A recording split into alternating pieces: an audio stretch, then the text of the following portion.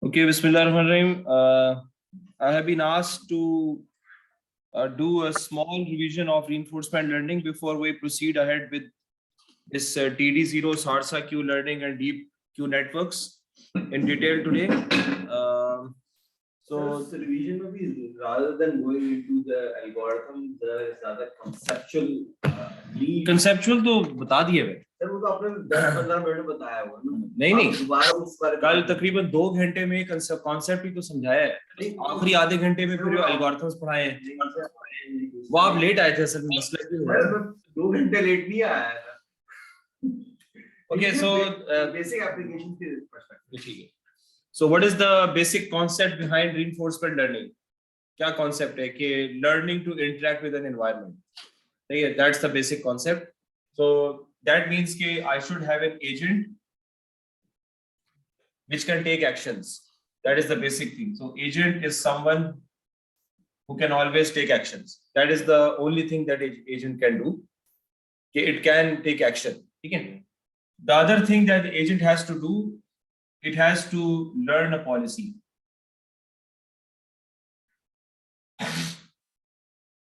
सही है. तो agent के पास दो चीजें हैं. The main thing that the agent does is to take an action,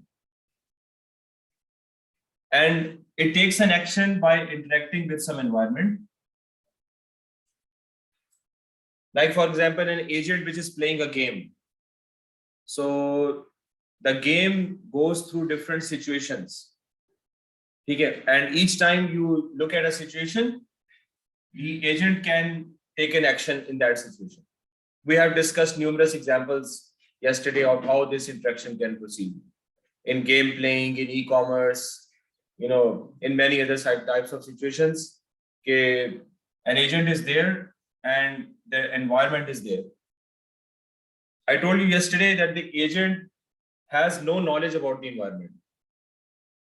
Okay, agent has no knowledge about the environment.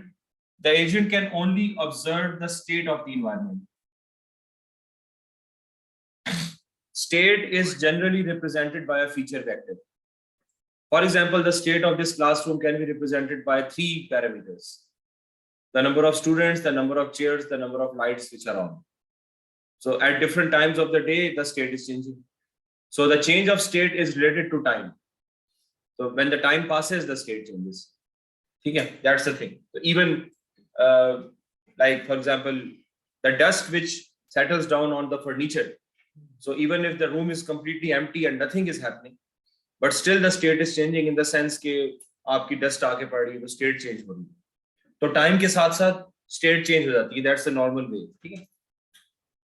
The main thing is to understand कि I have to learn something, right? I have to learn to interact with an environment. So mostly you can think about this in the case of robotics. So we are talking about robots which can fight the fire. We are talking about robots which can serve you, which can help the patients who are demented, who are forgetting things. Okay, which can help children, which can help old people, etc., etc. So we are talking about these robots which can control many different types of things जो कि human beings नहीं कर सकते. So robots की training is always done through a reinforcement learning scenario. Although you can couple that up with machine learning as well. Okay, robot training involves lots of things. But basically the robot is learning to interact with an environment. And it has to learn in that way. अच्छा, अब हमारा जो concept machine learning का है, वो क्या concept है? वो ये concept है कि either supervised learning or unsupervised learning. So when I am teaching a robot to interact with an environment, why can't I have supervised learning? Environment तो design मेरा है ना. Environment तो design हुई है. Environment has been designed. The agent is also there.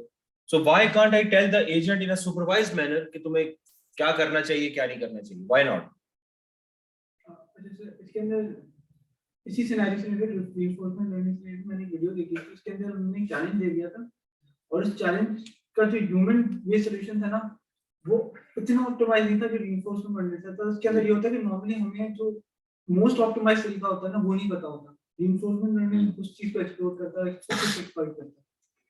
हाँ, that's the true story. We can't have supervised learning because we ourselves do not know what is the correct label. We do not know what is the correct label. So I do not know how to behave with this environment. अगर मुझे पता होता, then I would have told the policy to the agent directly कि अगर ये नजर आए तो ये कर लो, ये नजर आए तो ये कर लो, ये करना तो ये कर लो. If I had known, if I was knowing the optimal behavior to interact with an environment, तो मुझे रोबोट को ट्रेन करने की क्या जरूरत है? मैं उसको बता देता भाई, if you see this obstacle, do this. If you see this, then do this. But I cannot do this because typically I have hundreds of possible states, right? And I can have hundreds of possible actions. In each state, I can take tens to hundreds of possible actions in a continuous state and action scenario. Continuous state action scenario mein, I can have hundreds to thousands of possible states and actions, right? So there is no way in which I can teach the robot in a supervised way that if this is the state, then do this. If this is the state, then do this. If this is the state, I can't learn the policy myself. हाँ, experience की base पे मैं उसको generalize बत के बता सकता हूँ कि देखो यार, अगर इतना time गुजर जाए, if you are an e-commerce agent, and if the user has been on your session for like maybe 10 minutes, then and he's not buying anything, then you can bombard him with the top products, top 5 products. So this is just an experience-based action. This has nothing to do with learning how to interact with the user. ये तो मैं अपने experience पे बता रहा हूँ, ये rule आप generally सब पे apply कर डालें. So this is not learning, right? ये तो सिर्फ एक आपने hard-coded rule बना दिया. So I cannot do supervised learning because I don't know the label myself. That is the reason कि मैं agent को बता रहा हूँ. So what is in my control? The control I have is that the states are well defined always. ऐसा नहीं है कि states fuzzy होंगी, ये नहीं होगा कि states fuzzy. If the state is fuzzy, then we can go for things like POMDP, partially observable Markov decision process.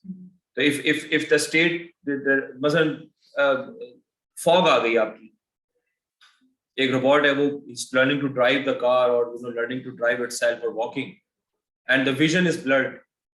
The vision becomes blurred. There's a fog or smoke, whatever. So the robot still has to take an action, right? So उस case में you don't go for the Markov decision process, rather you go for the partially observable Markov decision process.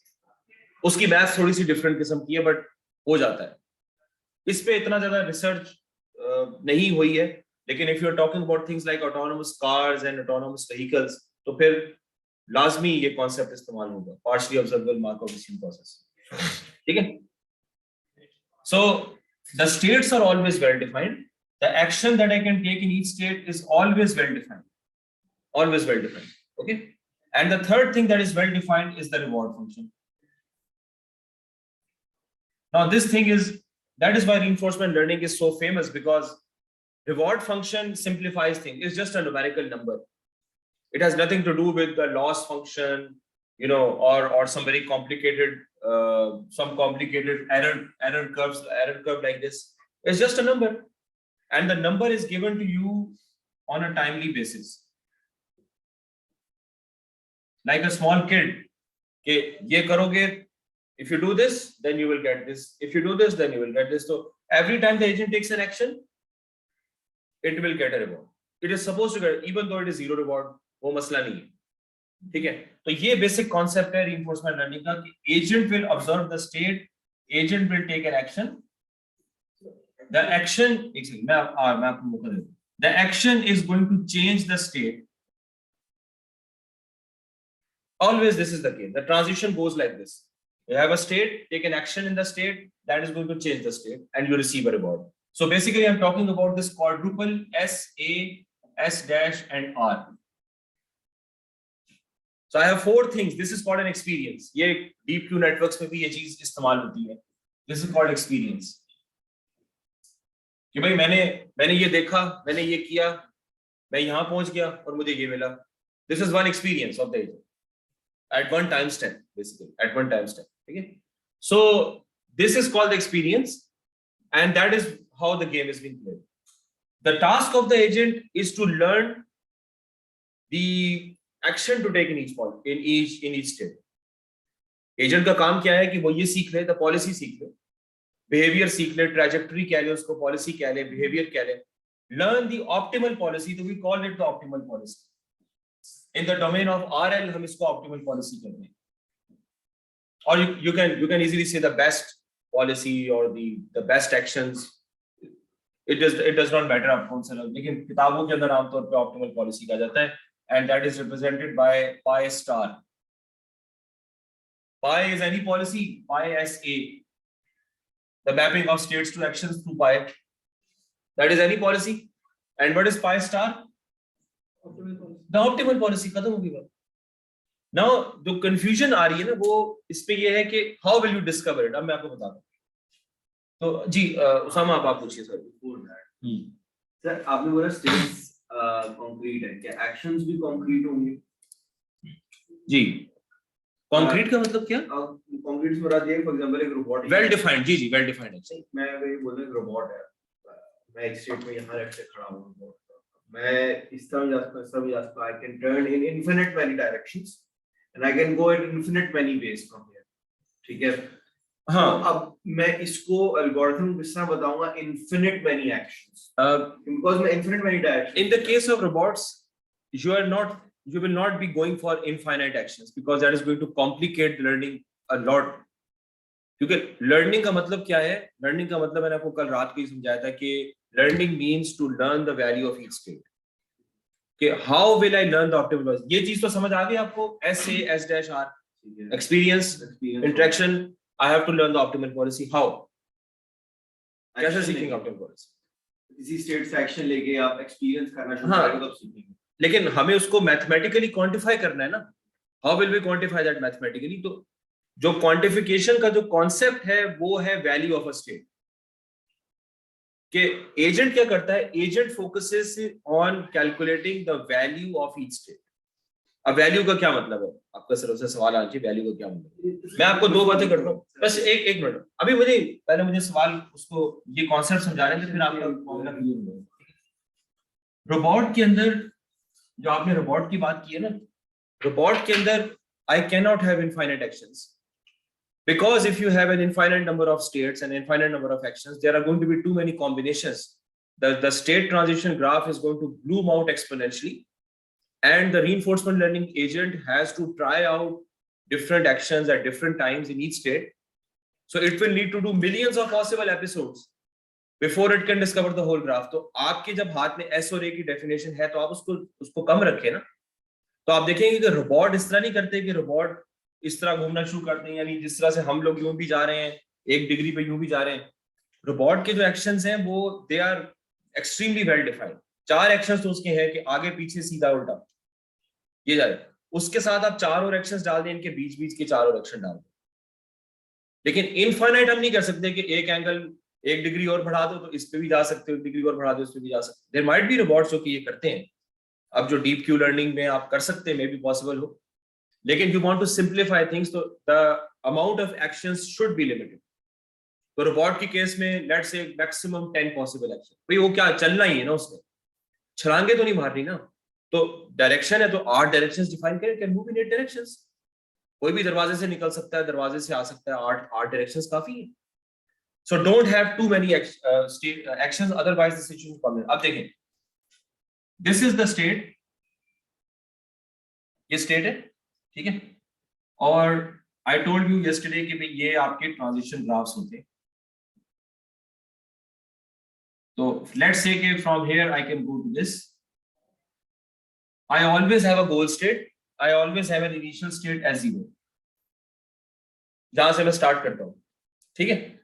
Now each state has a different number. ऐसी बात है वो state दूसरी है तो I can reach a state by taking an action. So let's say in this case A1 A2. मैंने आपसे कल ये बात की थी कि by taking one action in the state I can transit to multiple states. ये भी मुमकिन होता है, ठीक है. तो यानी मैं यहाँ पे इस पे this is not S1, let's say कि मैं इस पॉइंट को मैं ब्लू कर देता हूँ. तो this is a decision point, let's say. तो यहाँ से मैं आगे 2 निकाल रहा हूँ. I can transit to 2 states. Let's say कि s डैश और s1, ये भी पॉसिबल होता है कि by taking one action in a given state I can transit to more than one possible state, but that is a bit of a complicated scenario, लेकिन हो सकता है. इस केस में the agent will select anyone randomly through a uniform distribution. वो कोई problem जब exploration कर रहा है, ठीक है. लेट्स से कि अभी हम सिंपल सिनेरियो के ऊपर हैं. We have S1 here, ठीक है. Now how will the agent learn the optimal policy? मैंने आपसे कहा कि the concept is the value of a state. The concept is the value of a state. Value क्या चीज है? What do you mean by value? I can calculate the value of a state or the value of a state action pair. If I am taking the value of a state action pair, I don't use the notation V. I use the notation Q, which is Q learning, जो कि मशहूर ज़माना है, ठीक है. तो state action pair की value की जब मैं बात करता हूँ, I use the notation Q. When I talk the value of a state, I use the notation Q. इसका मतलब क्या है? मतलब मैंने आपको कल बताया था, expected, discounted, cumulative, future reward. Expected, discounted, cumulative, future reward. ये पेपर में बार-बार लिखते हैं, बेहतर हम लोग उसका abbreviation लिखते हैं, हाँ आप लिख सकते हैं. तो वैल्यू ऑफ स्टेट एज 0, इस स्टेट में होते हुए स्टेट की वैल्यू क्या है? जैसे फॉर एग्जांपल प्रॉपर्टी की आप इवैल्यूएशन करते हैं, इसकी कीमत क्या है प्लॉट की, उसकी प्लॉट की कीमत क्या है, जो सस्ता है वो आप खरीद लेते हैं, सही है. तो value of a state, let's say मैं कहता हूं वैल्यू ऑफ स्टेट है 123.8, ठीक है. एंड यहाँ पे गोल स्टेट के पास जो मेरी वैल्यू है, गोल स्टेट के पास यहाँ पे एक स्टेट है, तो लेट्स से कि वेरी सिंपल, ये सब तीनों ग्राफ्स यहाँ कन्वर्ट कर देंगे, यहाँ पे आ जाएगा, और this would be like S4. Now I am also talking about value of S4, ठीक है. अभी हम आते हैं उसके बाद 123.8. क्या मतलब है इसका? कि भाई इस स्टेट में होते हुए this is the expected total cumulative reward जो कि मुझे मिलेगा if I M in this state. And this reward, जैसे मैंने आपको कल इक्वेशन बताई थी कि it is catering for all the possible rewards which I can get in the future. कि I always calculate the value based on a particular policy pi. So if the state transition graph is typically large, agent को एक time के ऊपर एक policy वो follow कर रहा होता है, लेकिन वो साथ साथ एक्सप्लोर भी कर रहा होता है. मतलब ये कि पॉलिसी वो चेंज भी कर, क्यू लर्निंग नहीं होता है, पॉलिसी चेंज करके देखता होता है. एक्सप्लोरेशन का मतलब ही यही है कि पॉलिसी चेंज करनी है आप. तो खैर पॉलिसी आप इस तरह भी चेंज कर सकते हैं, एक एपिसोड में एक पॉलिसी, दूसरी एपिसोड में दूसरी पॉलिसी, तीसरी में तीसरी पॉलिसी, ठीक है. और पॉलिसी में आप ये कर सकते हैं कि जैसे आपके पास अगर 3 स्टेट्स हैं, तो इसमें आपने पहली पॉलिसी में A1, A2, A3 लिया, दूसरी में A1 और A3, A4 लिया. If it is possible to do it, if it is possible कि S2 में मैं 2 एक्शन ले सकूं, तो इस तरह मैं ऑल्टरनेट करके ट्राई आउट करता रहता हूं, सही है. So if I am exploring the environment then I am trying out different policies, ठीक है. ये बात तो क्लियर है ना कि किसी वक्त में मैं लेट्स से कि मैं अगर यहाँ पे एक और स्टेट में बना दूं S1 से ये लेट्स से S4 आ गया, और ये लेट्स से कि मेरा S5 है, और ये तो S1 में I can take 2 actions, this one and this one. So in some episode first I will try this action and then the agent can try the other action in some episode. वो तो random selection होती है, सही है. समझ में आगे बात की. तो वैल्यू किस तरह होती है? Agent will start from the initial state and will start exploring the environment given some policy. So initially the value of all states I initialize randomly, or if I am doing Q values all are randomly initialized, 0 से भी initialize कर सकते हैं, जैसे कि weights of the network होते हैं, सही है. आपने 0 initialize कर दिया, तो अब आप क्या करते हैं कि इक्वेशन क्या थी? value of a state S equals to the current value, या आपके t plus 1 the value at time t, जो currently जो value है उसकी, plus हाँ it depends on the क्या था reward at time t plus gamma v of s dash t plus 1. Discounting के लिए गामा यूज करते हाँ, डिस्काउंट के लिए गामा इस्तेमाल करते हैं ना, कि ये यहाँ इस स्टेट की वैल्यू क्या है, स्टेट की वैल्यू डिपेंड कर रही है इस चीज पे कि मैं स्टेट से कहां कहां पे जा सकता हूँ, और इनकी वैल्यूज क्या है वो मुझे देखनी पड़ेंगी, ठीक है। तो the value of this state given some policy pi is determined by the fact कि मैं कहां कहां जा सकता हूँ।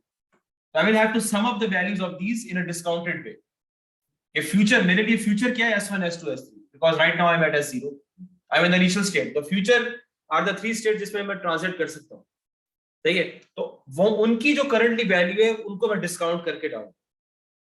अगर पहले लेवल के ऊपर है तो गामा, अगर उससे भी ऊपर की चीज है कि अब वहां से मैं कहां जा सकता हूँ तो गामा स्क्वायर्ड, फिर वहां से कहां जा सकता हूँ gamma cube, and so on until I reach the goal, सही है। लेकिन जो कॉन्सेप्ट आप लोगों को याद रखना है वो ये है कि एक स्टेट की जो वैल्यू है वो प्राइमरीली डिटरमिन होती है इस एक्सपेक्टेशन के ऊपर कि तुम्हें आगे गोल तक पहुंचने में कितना पैसा मिलेगा।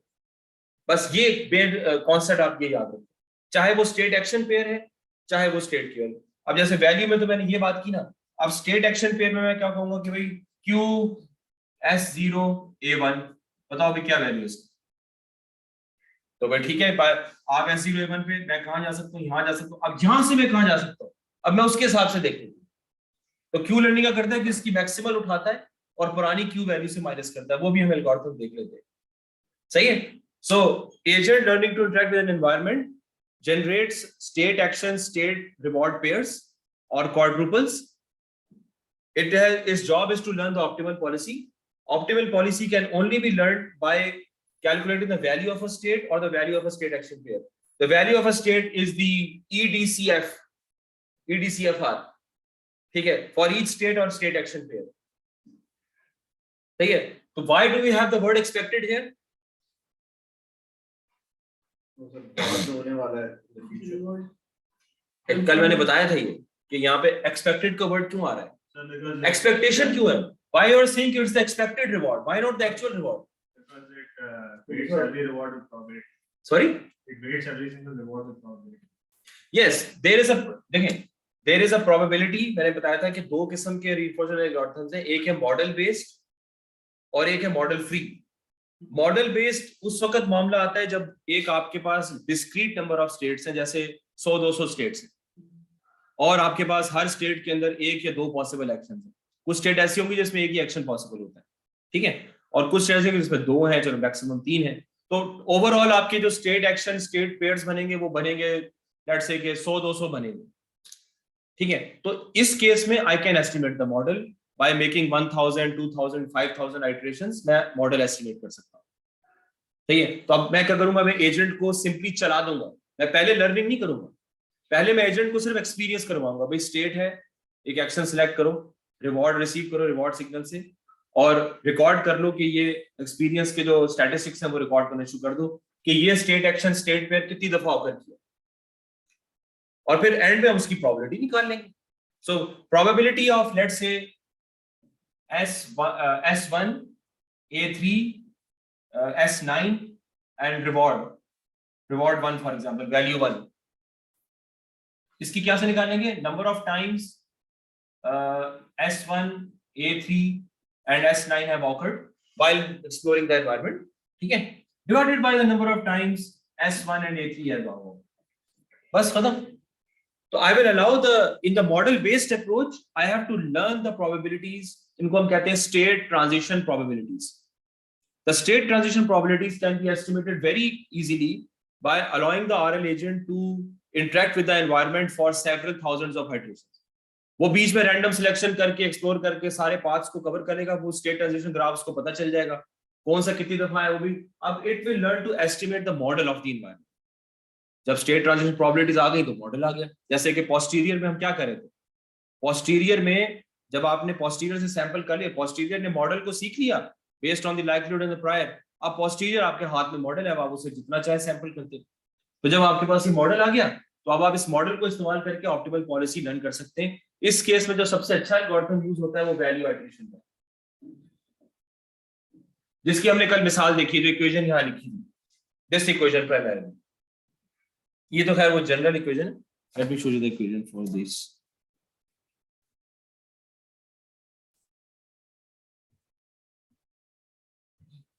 जी sorry, where this is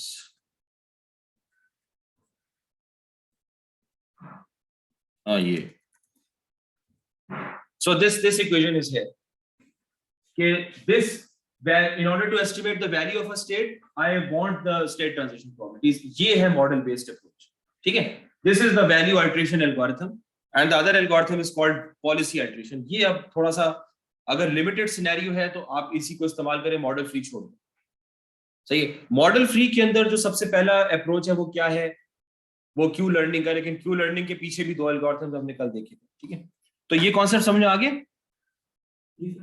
any problems up to now? Okay, so I think this is good to go. ये है आपका typically Bellman equation. Now in the Bellman equation, the value of a state is given by sum over all the possible actions. तो उस state से मैं कौन-कौन से action ले सकता हूँ? In this case, the blue one is here, so I can take 3 possible actions, right? And for each action, I have to sum up over all the states जिससे मैं उस action को लेकर transit कर सकता हूँ, सही है? तो मतलब this is the expected ECDRF जो भी हम कह रहे हैं, expected discounted cumulative future reward, वो यहाँ से वो ऑकर कर, सही है। तो at any given point मैं उसके फ्यूचर को देख रहा हूँ, that is why वो एक वो चीज है। और expected क्यों कह रहे हैं इस केस में, चूंकि मैं probabilistic पे जा रहा हूँ, लेकिन it is the same case in case of Q learning। Sir, ji this equation just goes one step further, right? Doesn't just go ji one step further, क्योंकि that's all I can do, ठीक है। तो ये चीज है। मैं देखिए मैं assume कर रहा हूँ कि मैंने से V pi S dash means के the next state is catering for above that, सही है ना। तो V pi S dash में वो वैल्यू जो कि इसके ऊपर की है, तो वो ये बेसिकली सारा कुछ ऊपर से जो गोल से आ रहा है वो यहाँ पे महफूज है मेरे नजरिए के मुताबिक। तो therefore I can go here and according to me these 3 black states are incorporating every information about the future। तो मैं सिर्फ इन्हीं तीनों को इस्तेमाल करता हूँ। और मार्कअप प्रोसेस की भी यही मसला है ना कि मार्कअप प्रोसेस में given the state I can take an action and that is it. आगे की मैं जिम्मेदार नहीं हूँ कि बाकी 3 स्टेट्स पे आगे क्या होना चाहिए, भाई वो उसकी वैल्यू में पड़ा, मैं उसको इस्तेमाल कर लूंगा, खत्म होगी बात, ठीक है जी। सर इसके अंदर हमारे पास जो इक्वेशन सीवियर प्रोबेबिलिटी की मतलब ये अप्लाई कर रहा हूँ मैं कि हमारे पास अगर हम स्टेट एस के ऊपर है और एस प्राइम पे जाते हैं तो हमारे पास रिवॉर्ड भी वेरी कर सकता है। जी इनके रिवॉर्ड वेरी कर सकते, पर there is no same state transitions के लिए जी the reward can be the same for these 3, the reward can be different. Reward signal तो डिजाइनर देगा, जैसे हमने कल क्लिफ की एग्जांपल देखी, गेम प्लेइंग की एग्जांपल देखी, मेज की एग्जांपल देखी, तो वो दैट डिपेंड्स ऑन एनवायरनमेंट, वो उसमें हम डिफाइन नहीं कर सकते। And typically it is not possible for me to define the reward function for each possible line. मैं जनरल बता देता हूँ कि अगर स्टेट के अंदर ये चीज आ रही हो, अगर स्टेट में वेरिएबल v1 की वैल्यू ये है तो रिवॉर्ड इतना दे। आई कांट स्पेसिफाई कि अगर पूरी स्टेट ये हो तो रिवॉर्ड ये हो, अगर पूरी स्टेट ये वाली हो तो I can't do that, right? I don't know the states, तो reward function is also basically generic. So there is a guarantee that there is always an optimal policy available, ठीक है, और an optimal वो अच्छा on policy versus of policy, इसका भी मतलब याद रखें। ऑन पॉलिसी का मतलब क्या है? ऑन पॉलिसी का मतलब ये है कि if I am exploring things from S0 to G, ठीक है, so in one episode I'm going to strictly follow one policy। मैंने सेट कर लिया एपिसोड से पहले कि मेरी पॉलिसी ये है, तो लेट्स से कि मैं इस स्टेट में ये करूंगा, इस स्टेट में ये करूंगा, whatever, and then I do this. लेकिन ऑफ पॉलिसी का मतलब क्या है कि for example if I am going this state, so in this state I have 2 possible actions, so even though the policy is telling me to go here, so I might try this out with a certain probability। So trying out different policies in the same episode is called an on policy approach। an off policy sorry of policy approach. Of policy का मतलब ये ना कि मैं policy से of हो गया हूँ, तो मैं मुख्तलिफ पॉलिसीज ट्राई कर रहा हूँ, I am not stuck with one policy. सही है। सो ये दोनों अप्रोचेस चलती हैं, लेकिन I think off policy is much better because you have more tendency to explore. कल रात जो वो हैंगिंग मैन क्या था वो? एक्रोबॉट। हाँ, एक्रोबॉट। उसमें आई थिंक हम ऑफ पॉलिसी के थ्रू कर रहे थे ना कि वो जो एक्सप्लोरेशन होगी या बल्कि एक्सप्लोरेशन तो नॉर्मल हाँ। ऑन पॉलिसी भी होगी ना, बस वो हर एपिसोड में डाइवर्ज नहीं कर जाएगा, हर एपिसोड में एक पॉलिसी फॉलो करेगा, लेकिन एक्सप्लोर तो वहां भी हो रहा होगा। जी जी जी जी ऐसे ही। अच्छा, so this was the first algorithm which was basically discovered of Keras spoiled what is called TD learning. ये मैंने आपको कल एक्सप्लेन किया था कि input the policy pi to be evaluated, सही है। Initialize the value of each state arbitrarily, जिस तरह मर्जी कर दें। Repeat for each episode. Initialize the goals, the starting state. Then repeat for each step of the, her step पे अब ये मैं ट्रांजिशन ग्राफ के अंदर जा रहा हूँ, ठीक है। हर स्टेप पे अब क्या हो रहा है भाई, एस में क्या एक्शन लेना है, एक्शन ले लें आप, राइट, एक्शन ले लें and take action A, observe the reward and go to the next state S catch. अगर 2 पॉसिबल स्टेट्स हैं तो उनमें से एक रैंडम सिलेक्ट करके उस पर पहुंच जाए। Then you update the value function because that is what we are targeting, we want to update the value function. तो वीएस, पुराना VS plus alpha, alpha is defined चूंकि नए का कंट्रीब्यूशन कितना डालना है, पुराने का कितना रखना है, that's the basic combination, ठीक है। The reward that you have received plus the discounted value of the future reward minus the value of the current state। तो ये जो माइनस उन्होंने किया ना, ये एक्स्ट्रा चीज बीच में डाली। सो उनका नजरिया ये था कि इसको हम क्या कह रहे हैं, temporal difference, because this is at time t plus 1, I am standing at time t.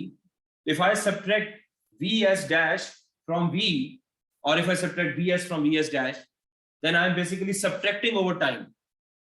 So this is called temporal difference. TD learning कहते हैं उसको, बहुत मशहूर एल्गोरिथम था, अभी भी है, इट्स कॉल्ड TD learning। इसके बहुत सारे वेरिएंट्स आए थे, और वो जो TD गैमन का मैंने एग्जांपल दी थी आप RL वालों को, TD गैमन, बैकगैमन गेम है ना, बैकगैमन, तो बैकगैमन was played by this TD learning, so it learned to beat the best backgammon players in the world। TD Gammon नाम है उसका, जो बहुत मशहूर हुआ था वो सब system. I think it was also an Atari game। तो ये वाली इक्वेशन जो है जी, ये आपने कल दिखाई थी, आई थिंक दूसरी जगह पे, उसके अंदर 1 माइनस अल्फा अभी वो आ रहा है, अभी वो आ रहा है। सो दिस इज ये समझ में आ गई, इज दिस थिंग क्लियर?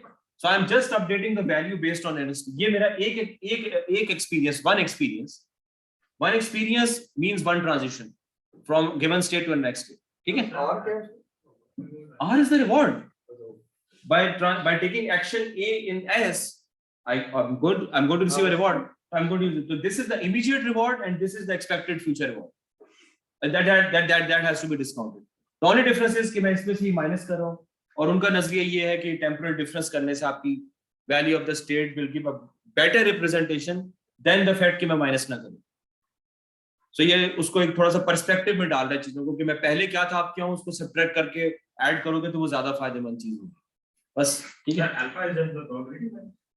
नहीं, alpha is just is a weightage कि ये जो फ्यूचर रिवॉर्ड है उसको आपने करंट स्टेट के मुकाबले में कितना वजन देना है। सो इफ इट इज 1 तो it is going to be 100%, if it is 0.2 तो there might be a time when you say कि यार मेरी वैल्यूज कन्वर्ज कर रही है, the alpha should be low, I don't want, I am getting closer to the goal, ठीक है, तो I don't want to do too much exploration right now. तो जो मेरे पास है बस मैं उसी को इस्तेमाल करूंगा, तो अल्फा को फिर मैं वैल्यू कम कर दूं, सही है। Is this clear? तो this is a simple algorithm, ये आपको एक्सप्लेन करना आना चाहिए आवली इसके अंदर भी, ठीक है। SARSA was an extension. SARSA ने कहा कि SARSA was the first algorithm we use the concept of state action pairs. SARSA ने कहा कि भाई आप जो हो, एक तो आप बात करते हो स्टेट की, लेकिन अगर हम वैल्यू के कॉन्सेप्ट को स्टेट एक्शन पे मैप करते हैं, isn't that better? कि मैं एक एक्शन के ऊपर फिर मैं वैल्यू निकाल सकता हूं, that's better, right? Because in the end I have to estimate an action। So Sarsa was the first algorithm in my, according to my knowledge, which proposed this, ये बेसिक 3 एल्गोरिथम्स ये थे, value iteration, policy iteration, TD0 और आपका ये क्या कहते हैं Saharsa and then Q learning. अच्छा, TD0 का क्या मतलब है? सर पहली वर्जन 0 बंदे वो अच्छा लगा। Yeah, I think this is the number of time steps for which you are considering the temporal difference. मेरा ख्याल में इस तरह का कुछ चक्कर है, इसका आप देख लीजिएगा कि यहाँ पे maybe I can add for example plus VS dash dash minus VS or something like that. मैं भूल गया हूँ, but it has something to do with the number of time steps. तो TD0 पे भी रहे तो ठीक है। अब देखें सारसा में वही चीज है, exactly वही चीज है, but now I'm talking about a state action pair rather than a state. So इससे मेरा काम आसान हो रहा है, क्योंकि देखें जब state थी so I have to worry about all possible actions in that state. If I am taking the value of state, but now I only have to worry about one action in a state. मैं उसकी अलग निकाल रहा हूँ, तो यह काम आसान हो गया ना? This becomes simpler for me, ठीक है? तो यहाँ पर आप देखिए QSA, again QSA plus alpha वही चीज है, R plus gamma, QS dash A dash, ये क्या है? Next state, उसमें कौन सा action है? Given the current policy, जो कि मैं इवैल्यूएट कर रहा हूँ, जो मैं करंट पॉलिसी इवैल्यूएट कर रहा हूँ। अच्छा पॉलिसी नहीं है, ऑन पॉलिसी है। हाँ ईटा ग्रीडी, एप्सिलॉन ग्रीडी पॉलिसी। यहाँ पे मामला तो एप्सिलॉन ग्रीडी पॉलिसी क्या थी? शाबाश जल्दी जल्दी बताएं। The meaning that we promote exploitation of exploitation. With the probability epsilon, I select a greedy action. Greedy action वो है जिसका QSA वैल्यू करंटली ज्यादा है, ठीक है? With the probability 1 minus epsilon, I take the other action. ठीक है? तो अगर S dash में दो possible actions हैं, A dash and A dash dash, तो A dash has let's say more value than S dash A dash dash. There's more value. So if I take the greedy approach, I will select A dash. If I select the non-greedy approach, I'll select तो उसकी probability हमने define की, जैसा कि dropouts की probability हम define करते हैं, probability हमने define कर ली और उसके हिसाब से वो probability के हिसाब से वो algorithm को select करके access करते हैं।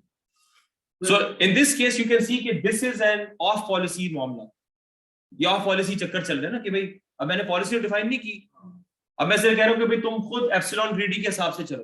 तो epsilon greedy is considered to be a default generalization for Q learning. भाई हम हमारे लिए epsilon greedy policy बिल्कुल सही है, लॉजिकली सही है, लेकिन लर्निंग तो कुछ पॉलिसी और होगी ना।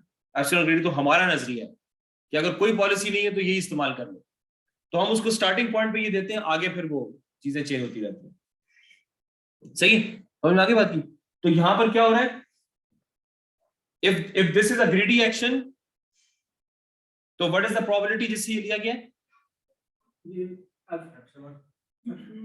Epsilon greedy ना, epsilon is the probability. You can say 0.6. Take a greedy action with 0.6 probability and non-greedy action with 0.4 probability. So the scenario is के like I have इसको इक्वेशन उसने इन्होंने केटर किस तरह किया है जी, इक्वेशन में केटर किस तरह किया है कि भी the probability of doing this action is epsilon and not doing this action is and some other action is 1 minus epsilon. इसको मतलब इक्वेशन में किस तरह केटर कर रहा है? अभी वो आ जाएगा। This is the scenario I'm talking about कि I can take two actions in S dash which is the next state. S की बात नहीं कर रहा मैं, S dash की बात। I can take two actions here. Let's say कि the value QSA dash is 99, सही है, and QS dash A double dash is 95. So if I am greedy with a probability 0.6, I will take QS dash A dash and put that here. In Saharsa की बात हो रही है, एक second मैं आपको, but if the probability is 0.4, क्योंकि कभी दूसरी भी ट्राई करेगा, then this will be S dash A double dash. So ये ऑफ पॉलिसी चल रहा है साथ साथ। This is explanation जी। नहीं देखिए ये एक ही एपिसोड के अंदर it can take one of the two actions। तो हमने एक्शन को डिफाइन तो नहीं किया हुआ कि भाई तुमने S डैश पे यही एक्शन लेना।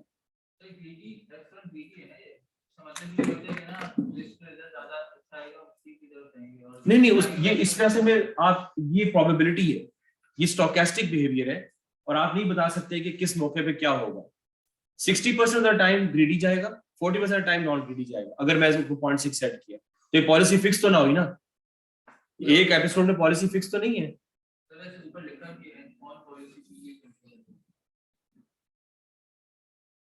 हाँ ये ऑन पॉलिसी है, लेकिन अब देखिए इंटरप्रिटेशन की बात है ना, आप इंटरप्रिटेशन ले तो किताबों में ब्लॉग्स में जाएंगे तो बहुत कुछ चीजें पहले कहते हैं डिस्क्रिपेंसी आती है। हम इसको आप समझे कि this is definitely the of policy scenario, क्योंकि हमने इसकी तरह से पॉलिसी फिक्स नहीं की हुई।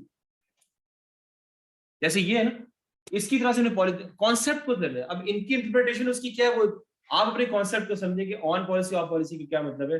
कि अगर मैंने किसी एपिसोड, हो सकता है कि ये बात कर रहे हो इसके हिसाब से क्या कहते हैं, ये बात कर रहे हो एपिसोड के हिसाब से, हम बात कर रहे हैं एक्सपीरियंस के हिसाब से, तो वो अभी इस चीज को छोड़ दे। आप अपने कॉन्सेप्ट को समझिए कि मतलब ये है कि अगर हमने एक एक्सप्लोरेशन करते हुए पॉलिसी को फिक्स नहीं किया तो हम उसको ऑन पॉलिसी अप्रोच समझे कि पॉलिसी फिक्स नहीं है।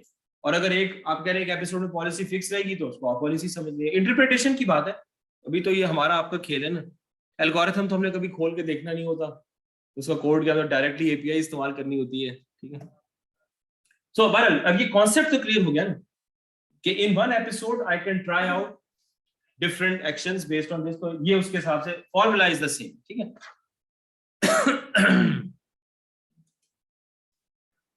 अब ये आपका जो है ना ऑफ पॉलिसी आ गया। यहां पे देखें जो ऑफ पॉलिसी लिखा हुआ है ना, उसका अब ये प्रॉब्लम ये है, इनके नजदीक उसकी इंटरप्रिटेशन क्या है कि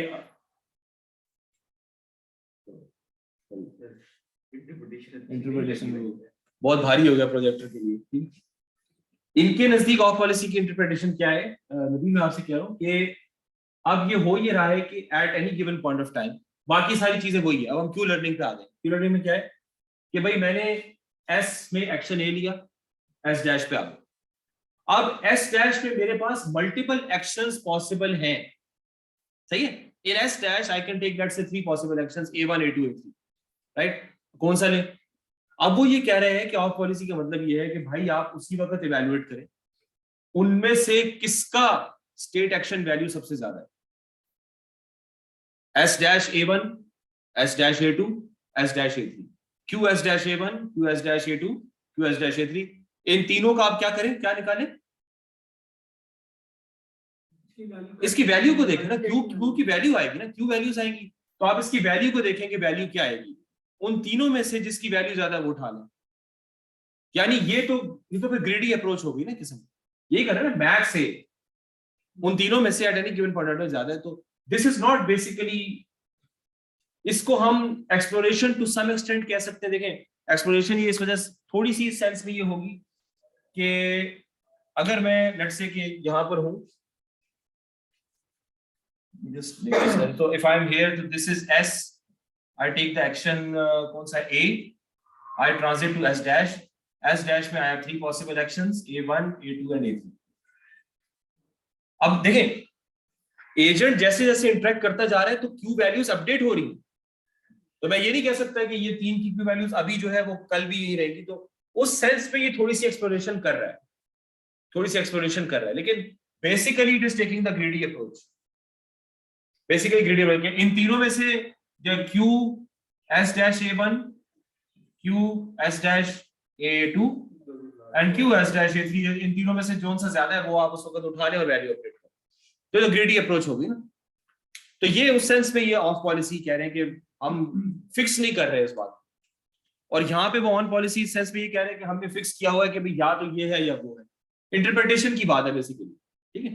तो ये आपकी Q, this is the basic algorithm जो क्यू लर्निंग का है, जो कि हम उसको यूज करते हैं। This is one of the most famous algorithms and it has seen literally thousands of possible applications in different research and application areas. So Q learning has been very famous.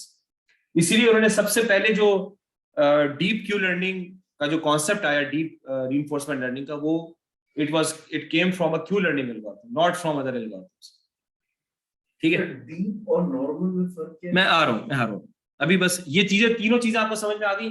इसका कल हमने hands on वगैरह देख लिया था। You have the gym tool kit, gym आपको install करना पड़ेगा। उसके अलावा भी अभी एक और आज मुझे सुबह मिला है, वो that's called Keras RL, Keras dash RL2 install कीजिएगा, ठीक है।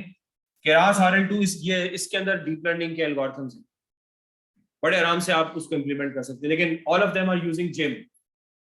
The gym is the जी सर मुझे पूछना था इसमें और पिछले वाले केस में फर्क बस यही है कि इसमें हम ये मैक्सिमम वाले क्वेश्चन इस्तेमाल कर रहे हैं और पिछले वाले में सर हम वो ग्रीडी इस्तेमाल कर रहे हैं। जी सर दोनों का मकसद तो सेम ही नहीं है कि दोनों में आने के ना देखिए उस केस में कभी कभी वो नॉन ग्रीडी भी हो जाएगा ना, नहीं सर, वो ग्रीडी नहीं सर, इस केस में कभी कभी नॉन ग्रीडी एक्शन भी लेगा ना।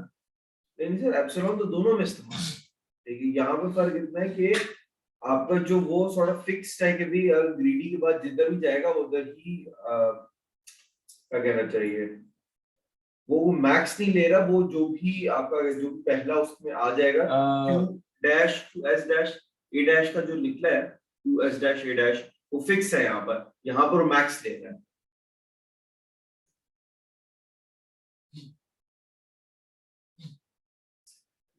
अच्छा हाँ, यहाँ पे देखें ये पहले अच्छा ठीक है, सारसा के अंदर before the loop starts you take the state and you choose according to the greedy policy. आपने एक्शन पहले से ले लिया, अब आप एक्शन सिलेक्ट करिए, सॉरी अब आप क्या कर रहे हैं, एक्शन लो and then observe the reward.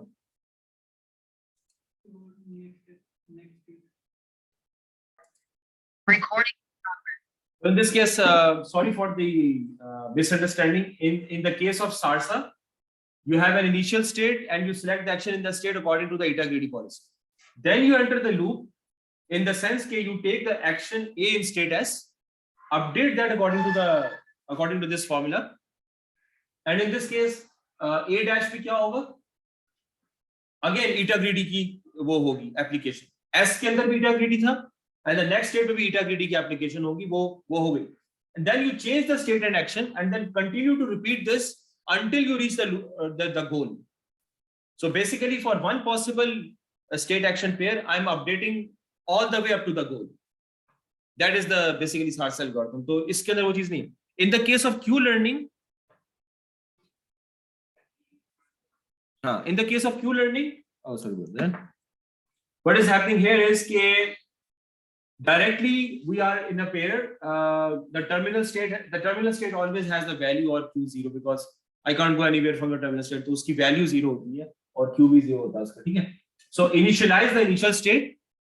अब यहाँ पे मैं वो काम नहीं कर रहा, यहाँ पे I'm starting directly, so I directly start the loop. I have the initial state, I choose the action according to the eta greedy policy, and I take the action A, observe the reward S, and then I update according to this, in the sense that I'm always looking at all the possible and selecting the best one, the most greedy one, and then I just change the state and I repeat this loop.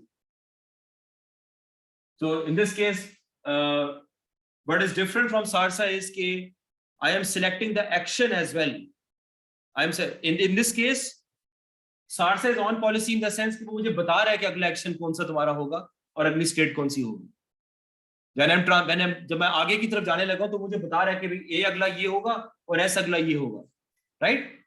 लेकिन इन the case of Q learning it is only telling me कि अगली state ये होगी, A क्या होगा वो फिर आपको ऑन पॉलिसी के तहत ऑफ पॉलिसी के तहत करना पड़ेगा, because you are exploring as well. Fix नहीं है, यहां पर वो फिक्स कर रहा है, that is why it is called as on policy. फिक्स करके बता रहा है कि भाई तुमने इसी स्टेट एक्शन पेयर को ट्राई करना है, और in this case it is not the case.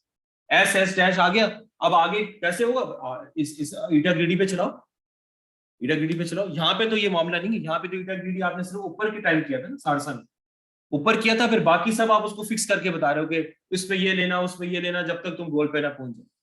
यहाँ पे ये वाला मामला नहीं, यहाँ पर आप कह रहे हो कि भाई बस आपको मैं स्टेट दे रहा हूँ, आप एक्शन ईटा ग्रीडी के तहत दो और अपडेट इस रूल के तहत करो और आगे चलते चलो। I am not specifying the action, that is why it is exploration and it is called off policy, ठीक है। So this has been the most famous formalism up to now जिसमें आपको सक्सेस अचीव हो रही है। अच्छा ये तो सिंपल वाला था, इसका क्यू लर्निंग का देख लेते हैं। This is not really it's a childish thing.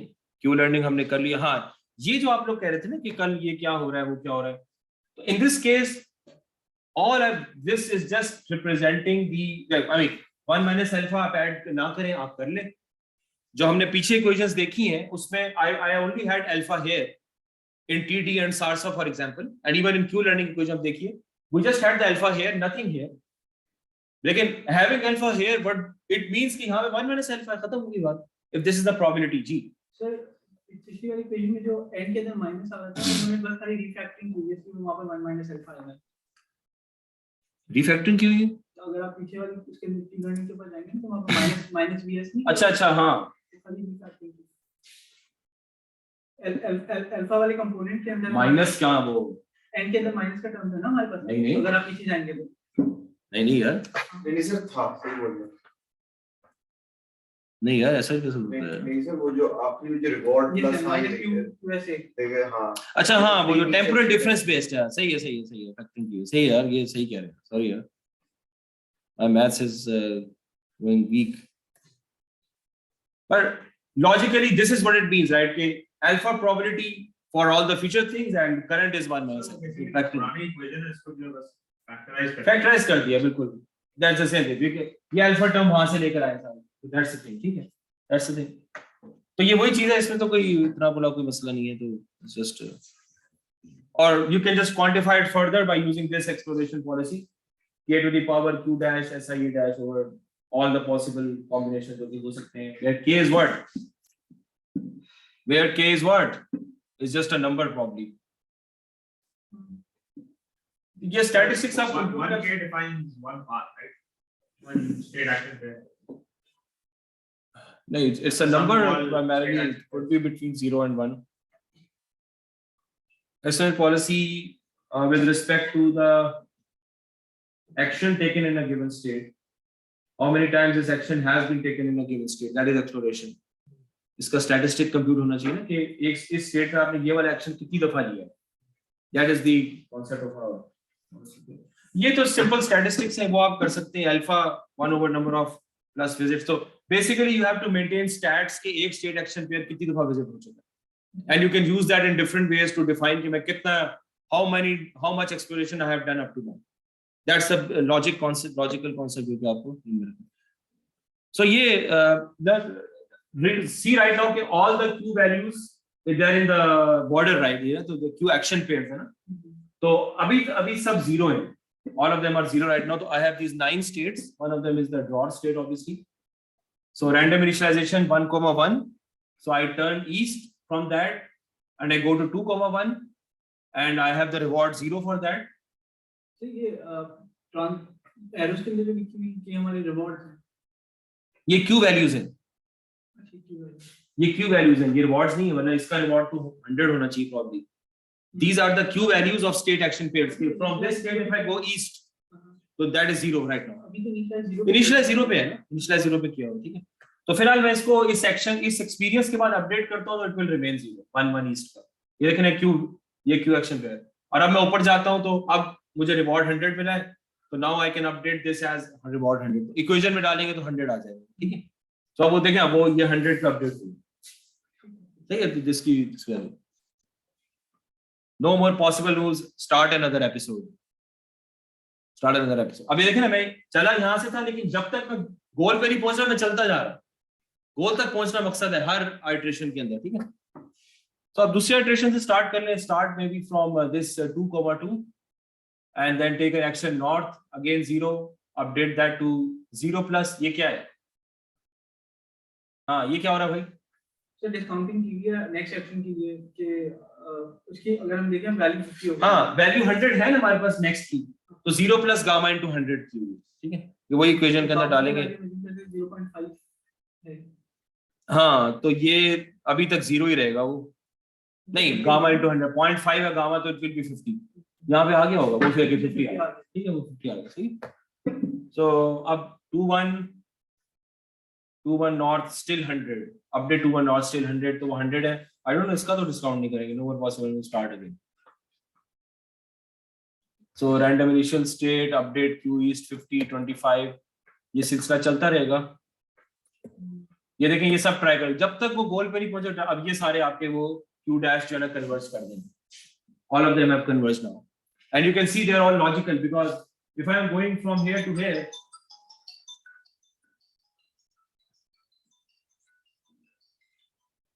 is all good? हाँ जी.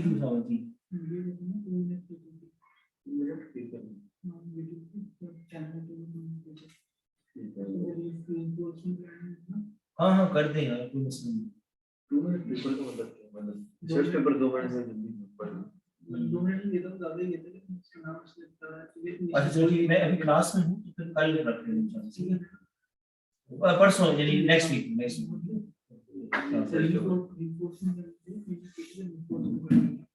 सही। So अभी ये देखें, अब तो वैसे इट्स लॉजिकल, क्योंकि if I go from here to where I'm going away from the goal, तो 6.25 is the value of this state action pair. अगर मैं यहाँ ऊपर जा रहा हूँ तो I'm moving closer, तो यहाँ पे 25, 50 and 100. Similarly यहाँ से यहाँ जाने पे 6.25, 12.5, 12.5. So the more I'm away, and so in this case, so this will converge probably in a few iterations because this is a simple game. ठीक है? इसकी assignment भी आ रही है आपके पास अभी। तो अच्छा हाँ, तो what will be the optimal policy? What will be the optimal policy if I start here? बताएं। अब ये कन्वर्ट करके ना पॉलिसी निकालें। मैक्सिमम जहाँ पर भी रिवॉर्ड्स हैं, Maximum, हाँ। एक्चुअली टाइम तो टाई हुआ ना, तो लेट्स से कि मैं यहाँ जाता हूँ, फिर उसके बाद I can go here, you got 25 and 25, then 50, 100. So this is one possible optimal policy. Again, यहाँ यहाँ से से ऊपर जाते हैं आगे 12.5, 25, अब देखते हैं कि वैल्यू वही रह रही है। 12.5, 25, 50, 100, 12.5, 25, 50, 100, 12.5, 25, 50, 100. तो ये हमने लिखा था कि ऑप्टिमल पॉलिसी की जो वैल्यूज हैं वो चेंज नहीं होगी।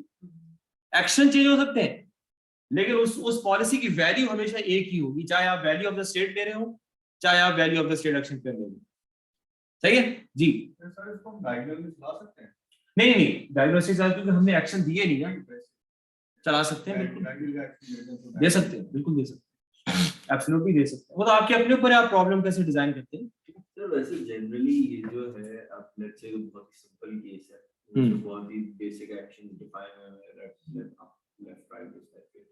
अब अगर किसी प्रॉपर गेम को इस पे आप मॉडल करते हो जिसमें जा रहा है, ठीक है, सेट ऑफ एक्शंस ही है तभी, ठीक है, डिफाइंड सेट ऑफ एक्शंस है, लेकिन बहुत ज्यादा है, ठीक है, प्लस कॉम्प्लेक्सिटी भी कि हर स्टेट में थोड़ा रूल्स भी ज्यादा है उसमें, या हर स्टेट में सेम टाइप ऑफ एक्शंस नहीं ले सकते, अलग अलग लेने हैं, ठीक है। तो उस केस में क्या फिर ये जो ट्रेनिंग कर रहे होते हैं, जैसे मैंने एक दफा पढ़ा था कि उन्होंने नई एक चीज निकाली, चेस, मैंने डीप ब्लू वाला चेस था, ठीक है, जब डीप ब्लू ने उसको हराया था, तो उन्होंने नया तरीका निकाला, उन्होंने बोला हम 40 मूव्स अहेड नहीं देखेंगे, ठीक है, हम 10 मूव्स अहेड ही देखेंगे, लेकिन हम चेस जो दोनों क्या कहते हैं प्लेयर्स हैं, सॉर्ट ऑफ वर्चुअल प्लेयर्स, उन दोनों को एक दूसरे से कंपीट करवाएंगे जी फॉर 10 मिलियन टाइम्स, ठीक है। और उससे उन्होंने जो लर्न करा, उन्होंने बोला we got almost same, a bit maybe a bit better than what we got that were seeing 40 or 50 steps ahead, ठीक है, क्योंकि उसने लिटरली एग्जैक्टली उसी तरह सीखा that as a human would in that entire span, मतलब जो भी सारी टेक्निक्स। देखिए ह्यूमन परफॉर्मेंस तो वो तो उसको सरपास कर चुके हैं, इसमें तो कोई डाउट नहीं है। द प्रॉब्लम इज के in the case of games you do not have that many actions, we are talking about 2D games, right? ये तो 2D तो 2D गेम्स के अंदर what are the possible actions? Either you can jump, you can move left and right, typically ये actions होते हैं 2D games के अंदर। तो the actions are not that much. The state representation is complicated in the sense that you have to input the whole state of the game. जैसे Tetris है, for example.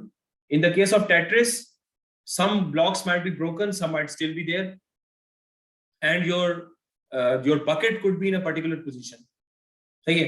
तो that is the state of the game. तो वो आपको पूरी उसकी एक feature vector में convert करके उसको देना है. Problem occurs के when I can have thousands to millions of possible states. Like in the case of 3D, अगर आप करें 3D गेम अगर आप सिखा रहे हैं, या इवन अगर आप ये सिखा रहे हैं चेकर्स और चेस टाइप की जो गेम्स हैं in which I have so many possible moves to evaluate, ठीक है, तो उस केस के अंदर जो है ना, वो the traditional Q learning will take a extremely long time to converge. कि if I have, let's say कि मैं आपको बताता हूँ कि total possible states मेरे पास हैं 15 लाख। 15 लाख स्टेट्स में अगर हर स्टेट में मेरे पास 10 पॉसिबल एक्शंस भी हैं, तो कितना 1.5 crore possible state action pairs हो गए। How can you expect the algorithm to try out so many combinations? तो उस केस के अंदर अगर हम हर एक्सपीरियंस के ऊपर बिल्कुल गोल तक जाना शुरू कर दें, it's not going to work, बहुत टाइम लग जाएगा उसके अंदर, कन्वर्जेंस की मुश्किल होगी। तो अब जो डीप लर्निंग की जो एप्लीकेशन है इसके ऊपर, क्यू लर्निंग के ऊपर, that started the revolution of deep reinforcement learning. उसमें कॉन्सेप्ट यही है कि I do not have that computational power to estimate all the state action pairs until they converge, like in this case board games हो गई या maze होगी robots की। robots पे भी आप क्यू लर्निंग आराम से चला सकते हैं, आपको डीप क्यू लर्निंग की जरूरत नहीं होगी हर रोबोट के ऊपर, ठीक है। लेकिन क्या है कि द आइडिया इज के I have to learn a value function और a state action value function, ये लर्न करना है। What I have to learn is QSA। ठीक है, तो मुझे जो चीज लर्न करनी है डीप का, मैं आपको आगे बता देता हूँ कि so given S and A, I have to learn the optimal Q star value S को मैं कि यानी S में जब एक्शन ले लूं या A लूंगा मैं, तो उसकी ऑप्टिमल वैल्यू क्या है, that is what I have to learn. यही लर्न करना है मुझे कि स्टेट एक्शन पेयर की चलो कन्वर्ज वैल्यू कर लो, Q को निकाल दे, converge value I have to find out this for all possible state action pairs. तो इनका आइडिया ये है डीप रीइंफोर्समेंट लर्निंग में कि what if I use a neural network, what if I use a neural network to approximate these Q values? So let me input the state representation, a complicated game for example, into the input layer पे मैं state representation डाल देता हूँ, output layer पे I'm going to have the Q values of the actions in that state। उस particular state में actions कितने possible हैं और उन सब की मैं वो निकाल देता हूँ। अब इसमें आसानी क्या होगी कि आप एक्शंस को क्योंकि हम न्यूरल नेटवर्क की आउटपुट की साइज डिफाइन करना होता है, तो let me identify the total actions मेरे पास 10 हैं और 10 आउटपुट्स न्यूरल नेटवर्क से बाहर आ रही हैं। दैट टोटल एक्शन पॉसिबल 10 है मेरे लिए, ठीक है। इन अ गिवन स्टेट जो मैं इनपुट पे डाल रहा हूँ, उस स्टेट के अंदर जोन से पॉसिबल एक्शन होंगे उसकी क्यू वैल्यू वहां पे आउटपुट पे आ जाएगी, बाकी जीरो रहेंगी की, वो पॉसिबल ही नहीं है उसके अंदर। समझ में आ रही मेरी बात? नहीं समझ में आई? मैं आपको न्यूरल नेटवर्क का आइडिया समझा रहा हूँ कि आइडिया ये है कि मैंने पॉलिसी लर्न करनी है by using the neural network. दूसरे अल्फाज में QSA की जो वैल्यूज लर्न करनी है, मैंने Q वैल्यूज जो लर्न करनी है वो मेरा न्यूरल नेटवर्क लर्न करेगा, वो मैं नहीं लर्न करूंगा। सही है। मैं फिर क्या करूंगा, फिर Q लर्निंग की इक्वेशन को मैं क्या करूं, तो Q लर्निंग की इक्वेशन को मैं लॉस फंक्शन में डालूं। लॉस फंक्शन में डिजाइन करना है ना, न्यूरल नेटवर्क में लॉस फंक्शन ही तो होता है जिससे ग्रेडियंट डिसेंट होती है। तो the neural network is going to predict the Q values for a given state. के स्टेट में ये 3 पॉसिबल एक्शन थे, इनकी क्यू वैल्यूज मैंने प्रेडिक्ट की। ऑब्वियसली शुरू में तो खराब होंगी। आपके पास एक आइडिया होगा कि एक्चुअल वैल्यूज क्या है आपके पास आइडिया? एक्चुअल नहीं सर, आपके पास खुद कहाँ आइडिया, खुद मतलब उसका एस्टिमेट आइडिया नहीं है, तो फिर तो फेल हो गया सर। बस आई थिंक वो समझ आ रही है। बस सर, मुझे अब यहाँ पे ये कि I create 2 networks, one is called the predictive network जो कि मैंने ट्रेन करवाना, दूसरा है टारगेट नेटवर्क। टारगेट नेटवर्क मुझे लेवल्स निकाल के देगा क्यू वैल्यूज के कि होने क्या चाहिए। प्रेडिक्टिव नेटवर्क वो है जो कि सीख रहा है। अब टारगेट नेटवर्क कैसे क्रिएट होता है वो फिर मैं आपको भी थोड़ी देर बाद बताऊंगा, मैं अभी जनरल आइडिया बता रहा हूँ। इनपुट पे क्या आता है भाई? इनपुट पे state representation, the complete state. इस वक्त स्टेट ये ले भाई आप, ये भी आइडिया बीच में आ रहा है कि हम स्टेट नहीं दें बल्कि एक्सपीरियंस दें इनपुट के। ऐसा लफ्ज़ बहुत आइडिया। अभी फिलहाल ये कि स्टेट ले लें आप, कि अगर मेरे पास बोर्ड गेम है, ठीक है, तो बोर्ड गेम के अंदर लेट्स से कि मैंने उसको 800 पिक्सल्स में डिफाइन किया हुआ है, तो आई will have 800 neurons eight the input layer. ठीक है, उसके अंदर आपका बकेट भी आ गई, टेट्रिस के ब्लॉक्स भी आ गए, सब कुछ आ गया, वो स्टेट आपने अंदर डाल दिया। अब उस पर्टिकुलर स्टेट में क्या क्या एक्शन पॉसिबल हो सकते हैं, उसकी क्यू वैल्यू आपके पास आउटपुट पे आ जाएगी कि मसलन उसको यहाँ लेफ्ट जाने की क्यू वैल्यू ये है, राइट जाने की क्यू वैल्यू ये है, बकेट के लेफ्ट जाने की ये है, राइट जाने की ये, वो आप उसके। अब आपके पास एक टारगेट वैल्यू भी होगी, टारगेट माइनस प्रिडिक्टेड करके लॉस निकालेंगे आप, लॉस के थ्रू बाद फिर आप बैक प्रोपेगेट करेंगे, जब बैक प्रोपेगेट करेंगे तो अगली बार जब वो स्टेट आएगी तो उसकी बेहतर क्यू वैल्यूज आपको मिलेंगी। आइडिया समझ में आ गया? टारगेट कहाँ से टारगेट के लिए we have to train a separate network, वो नेटवर्क भी इसी प्रेडिक्टिव नेटवर्क की बेस पे बनता है, लेकिन उसको हम रखते सेपरेट हैं और उसको हम अपडेट करते रहते हैं प्रेडिक्टिव नेटवर्क के पैरामीटर्स, लेकिन उसके पैरामीटर्स हम चेंज नहीं, उसके पैरामीटर्स फ्रोजन रहेंगे, the parameters will remain frozen of that network. हम सिर्फ प्रेडिक्टिव नेटवर्क के वेट्स उठा के उस टारगेट नेटवर्क के वेट्स पर को कॉपी कर दें, और वो जो प्रिडिक्शन कर रहा है वो हमारी एक्चुअल वैल्यूज बन जाती है, ये बन जाती है, यहाँ पे ये बन जाती है। It's just a shortcut to get around the problem, वरना तो लेवल्स हमारे पास है ही नहीं ना, हम कहाँ से लाएंगे वो? तो वो हमारा एक मास्टर सिस्टम बन जाता है, टारगेट सिस्टम जो है, टारगेट नेटवर्क कहते हैं, so that becomes the master network and this is the baby network जिसने प्रेडिक्शन सीखनी है। सही है, तो बेसिक आइडिया क्लियर हो गया? सही है, तो अभी फिर थोड़ा सा ब्रेक ले लें, कॉफी वगैरह पी के आ जाए। भाई ये क्विज होगा आज online. Okay, deep Q networks, how do they function? I have this neural network, a deep neural network. I have a state representation at the input. I have QSA values at the output. I'm just generalizing across one. So this here is called theta, the function approximator, because neural network is a function approximator. हमें इस बात का मालूम है, ठीक है? Idea इसका क्या है? आइडिया इसका ये है कि I have a complicated game to learn, complicated problem to learn, I'm sorry. The state consists of maybe hundreds of feature vectors. And in each state, I can take hundreds of possible actions. And so it's not possible for traditional Q learning to actually do it efficiently or effectively. Memory बहुत चाहिए होगी. Memory बहुत चाहिए होगी to store all the state action pairs. Memory बहुत चाहिए होगी. और क्या कहते हैं, टाइम बहुत चाहिए होगा. So I don't have those, I can't satisfy those constraint. Processing power भी चाहिए होगी. So my idea is to use a deep neural network as a function approximator to learn the values of, learn the Q values. So होना क्या चाहिए सुलन? Input पे आप state दें, output पे आपको ऑप्टिमल एक्शन निकाल के दें. आई मीन आउटपुट पे वो स्टेट, उस स्टेट की पॉसिबल क्यू वैल्यूज, सबकी वैल्यूज आपको निकाल के दे. Eventually those values will converge. ठीक है, सो द आइडिया इज के I present the state at the input. Now what is the representation of the state जो मैंने आपको बताई है? एनवायरनमेंट को रिप्रेजेंट करते हैं. हाँ, तो स्टेट को क्या मैंने कहा, कैसे स्टेट रिप्रेजेंट करते हैं? How do you represent the state? As a feature vector, because I can have different parameters and each parameter can take on a value, right? तो वो एक फीचर वेक्टर के हिसाब से, ठीक है. इनका कहना ये है, I read in one blog, I learned from 2 or 3 different sources. मैंने कोई किताब नहीं पढ़ी इसकी. एक ब्लॉग में ये लिखा था कि let's say कि I have 199 possible states, so I have 199 possible states. So in here, I'm going to have 199 inputs. ये एक concept है.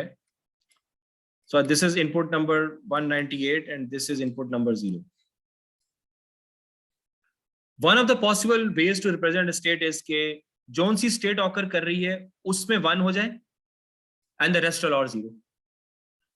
Because I have to make a binary representation in the sense के जब मैं एक MNIST input करता हूँ तो इनपुट इज ऑलवेज 768, चाहे एमनेस्ट की इमेज खाली हो.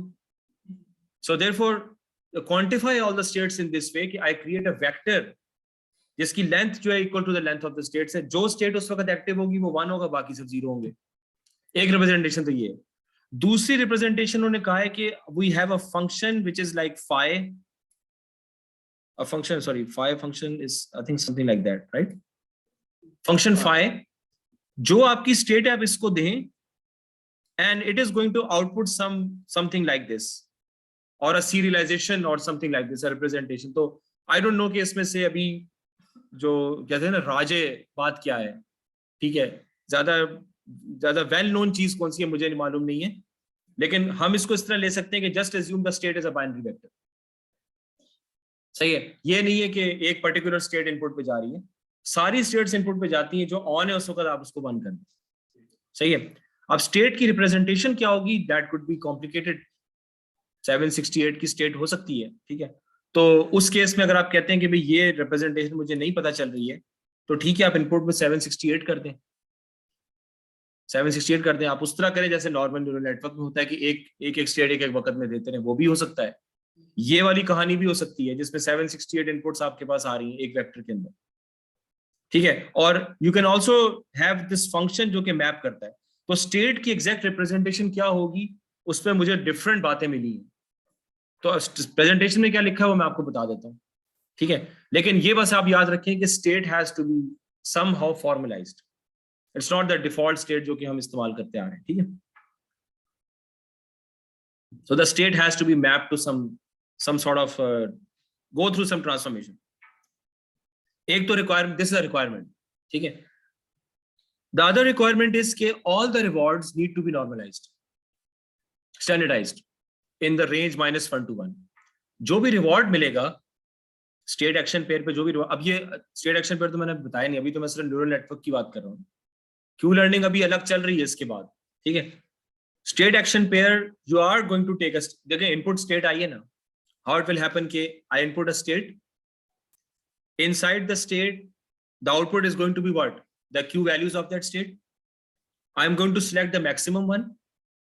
क्यू लर्निंग में यही होता है ना, मैक्सिमम उठाते हैं, क्यू लर्निंग फॉर्मूला में यही था ना जो हमने देखा था कि मैक्सिमम उठाऊंगा, I am going to put that experience, get the reward and get the next state, and then I will update the calculate the loss function. Loss function इसको दूंगा, ग्रेडियंट डिसेंट से लर्न करेगा, और next state फिर इसको input पे दे दूंगा। You understand? So I input the state here, I get the Q values of that state, I select the maximum Q value, I transit, I get the reward, and I get the next state. I use this reward to update the Q values, right? And also to compute the loss function. Loss function यहाँ पीछे आएगा gradient descent के लिए, right? और फिर ये next state अब यहाँ पर आ जाएगी as the next state, as dash. That is how it proceeds. तो इसका exact algorithm देगा, मैंने आपको भी superficial बताया है, ठीक है? सही है? Is this thing clear?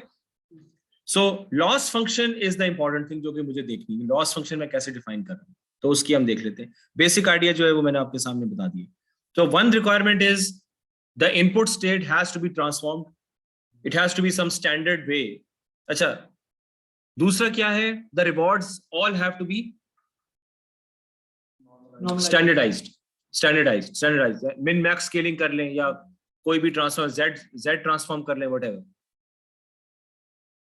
तीसरी चीज इसके अंदर ये है कि I am recording my experience, इसको कहते हैं एक्सपीरियंस रीप्ले। अभी तक मैं क्या करता आया हूं, व्हाट डज दैट मीन? कैसे क्वांटिफाई करेंगे इसको कि अभी तक मैं क्या करता आया हूं? हिस्ट्री कैसे क्वांटिफाई करेंगे? All the S, A, S dash and R quadruples। एक एक्सपीरियंस किया, रिकॉर्ड, एक्सपीरियंस किया, रिकॉर्ड, एक्सपीरियंस किया, all the tuples और all the quadruples are being recorded, save हो रहे मेमोरी में। जी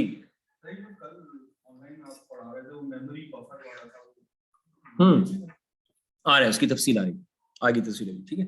ये वही बात है बेसिकली ना, अभी आ रही है उसमें। तो मैं पिछले 10 मिनट में लेट से या पिछले आधे घंटे में जितना भी एक्सपीरियंस हुआ मैं रिकॉर्ड रखता हूँ, उससे पहले मैं आर्काइव कर देता हूँ। जाहिर सी बात है एक फ्रेशनेस भी तो रखनी है।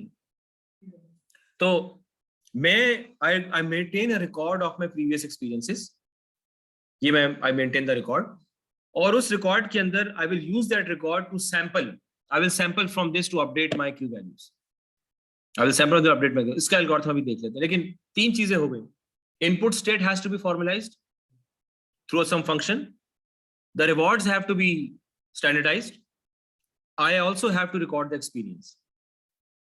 I'm recording my experience. Experience को memory में save कर रहा हूँ मैं, जो कि नहीं होता। कहाँ सेव करते हैं पहले? We don't save it. In this case जो भी एक्सपीरियंस है हम उसको सेव करते हैं। हाँ, अब क्यू वैल्यू उसी तरह अपडेट हो रही है जिस तरह से नॉर्मली अपडेट होती है। ये 3-4 चीजें समझ में आ गई? सही है, क्लियर हो गई ये बात? अब let's go to the algorithm.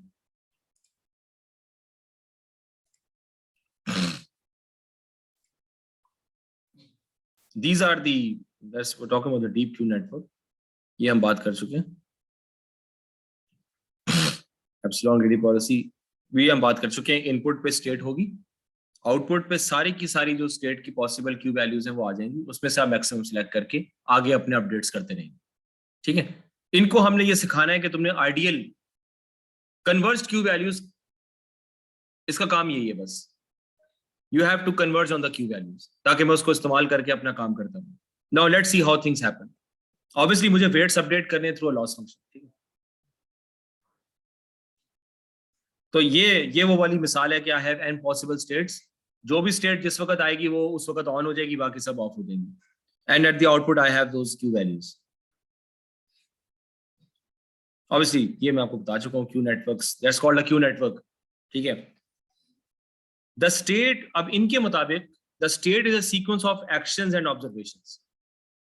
कि वो जो मैं कहता हूं ना एक्सपीरियंस हम सेव कर रहे हैं, तो मेरा एक्सपीरियंस ही मेरा स्टेट बन जाता है कि last 10 experiences become my state. The last 10 experiences become, अब वो उसको फॉर्मुलाइज कैसे करेंगे, वो फंक्शन है, वो फंक्शन के थ्रू आप कर सकते हैं। ठीक है, इसका फॉर्मल अभी जो एल्गोरिथम है वो अभी देख लेते हैं, लेकिन एक ये का state sequence of action observation. You store the experience at each time step in a data set D pooled over many episodes into a replay memory. इसको मेमोरी कहते हैं, मेमोरी कहते हैं, रीप्ले मेमोरी कहते हैं, एपिसोड मेमोरी कहते हैं, आपकी मर्जी। In practice, only store the last 10 experience tuples in the replay memory and sample uniformly from D when performing updates. अब do you get the logic of it? कि अभी तक जो मैंने देखा है, मैं ये नहीं कह रहा कि मैं अभी यहाँ खड़ा हूँ, अब मैं मार्कऑफ डिसीजन प्रोसेस को थोड़ा सा तोड़ रहा हूँ कंडीशन को ना, मैं कह रहा हूँ कि हाँ यार पिछले 10 मिनट में मैंने ये चीज देखी, ये सब मेरा है, rather than saying कि मैं अभी यहाँ खड़ा हूँ, तो पिछले 10 मिनट में मेरे साथ ये हुआ है, ये रिवॉर्ड मिला था, ये हुआ था, ये मैं इन्फॉर्मेशन आपको दे रहा हूं ताकि आप ज्यादा अच्छे तरीके से लर्न कर सकें। ठीक है, समझ में आ गई बात की? तो एक तो रिप्रेजेंटेशन स्टेट की जो ना वो ये हो गई, बाकी जो भी एक्सपीरियंस हो रहा है मैं सेव करता जा रहा हूँ, इसी एक्सपीरियंस से सैंपल करके अपडेट भी कर रहा हूँ। तो अपडेट कैसे होता है वो अब देख लेते हैं, बस ये चीज। सो ये वो फंक्शन है phi, use a fixed length representation of the history produced by a function this. अब ये जो फंक्शन है ये वो हिस्ट्री प्रोड्यूस कर देगा, एल्गोरिथम खुद करेगा, सारे एक्सपीरियंसेस सेव करता जा रहा है और पिछले n जो है वो उठा के स्टेट में देता जा रहा है।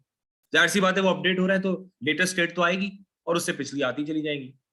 तो यानी उसको न्यूरल नेटवर्क को हिस्ट्री का बड़ा अच्छा अंदाजा हो रहा है कि अभी तक पीछे क्या होता आया, 10 टाइम्स 10 तक या 15 टाइम्स 10 तक, हर इनपुट पे हिस्ट्री आ रही है। सही है। For example the last 4 image frames in the sequence of breakout Attari game थी टेट्रिस की तरह। वो जो बॉल जाके लगता है फिर नीचे आता है, वो नीचे आप बकेट हिलाते रहते हो, उसी की मैं बात कर रहा था पहले। सही है, तो वो पिछली 4 स्टेट्स मेरी इनपुट में जा रही है, पिछली 4 स्टेट्स क्या थी, तो यह तो अच्छी लर्निंग होगी ना भाई। इसके बजाय कि मैं सिर्फ करंट स्टेट दूं, मैं हिस्ट्री उठा के दे रहा हूँ स्टेट में, तो ये तो अच्छी लर्निंग होगी उसकी। ठीक है जी, सीक्वेंस दे रहा हूं states of 3 time stamps and 3 time steps, अपने आरएनएन्स को भी बीच में लेकर आएंगे ना, इंस्टेड ऑफ सिंपल। नहीं मैं इकट्ठा कर रहा हूं बस कि पहले 1 2 3 4, मैं उसको सीक्वेंस नहीं सिखा रहा कि मैंने प्रेडिक्शन थोड़ी करवानी उससे, मैं तो सिर्फ उसको बता रहा हूं कि भाई ये था। If I have to make a prediction then I have to learn the sequence, prediction थोड़ी करनी है मुझे। ठीक है, इस तरह तो आरएनएन भी बेचारा डेड, क्योंकि सीक्वेंसेस तो इस तरह लाखों बन जाएंगी, सीक्वेंस थोड़ी सिखानी है उसको। ठीक है, सो सैंपल, अब इसमें भी हम मिनी बैच यूज करते हैं कि वी डोंट, क्यू लर्निंग तो ये कि शुरू करो और पर लगे रहो जब तक गोल नहीं होता, फिर शुरू करो फिर लगे रहो। अब वो कहता है कि भाई ये काम हम मिनी बैचेस पे करेंगे, कि मिनी बैच होगा फिर हम वेट अपडेट करेंगे। ये मिनी बैच ये नहीं कि 1000 एपिसोड्स की फिर वेट अपडेट कर रहे हैं, ऐसा नहीं है, मिनी बैच पे वेट अपडेट होगा। एक तो ये इसकी रिक्वायरमेंट थी। अच्छा, आखिरी कॉन्सेप्ट जो इसके अंदर है वो क्या है, वो ये है कि we are going to have a target network, जिसके थ्रू मैंने लॉस अपना एस्टिमेट करना है, मैंने बताया था आपको। टारगेट नेटवर्क का कॉन्सेप्ट ये है कि this is my predictive network, जो कि DQN जिसको मैं कह रहा हूं, इससे मैं एक नया नेटवर्क डिराइव करता हूं which is called a target network. Target network के हाइपर पैरामीटर्स फ्रोजन होते हैं। That means target network is not learning. होता ये है, आफ्टर लेट्स से कि 50 एपिसोड्स